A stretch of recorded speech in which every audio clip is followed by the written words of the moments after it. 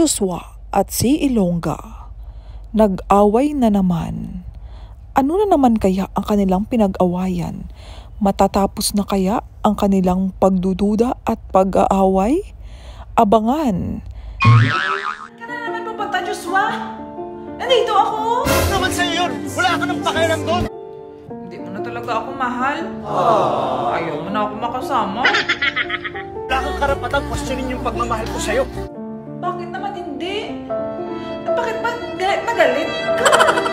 Dahil binigay ko sa'yo lahat. Pinaglaban kita sa magulang ko, pero binaniwala mo lang lahat. Sinayang mo lang lahat. Anong pinagsasabi mo sa akin? Mga sinayang, pati nago ko yun sa baol. Hindi ko yun sinayang. Bakit ba galit na galit ka, Joshua? Hindi ka ba nasatisfy kanina? Gusto mo pa?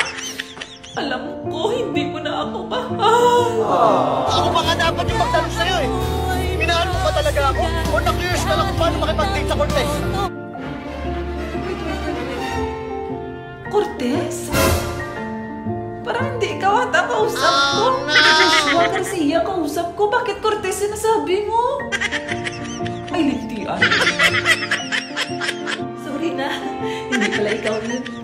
Kaya pala galit na galit. Simuna na ako.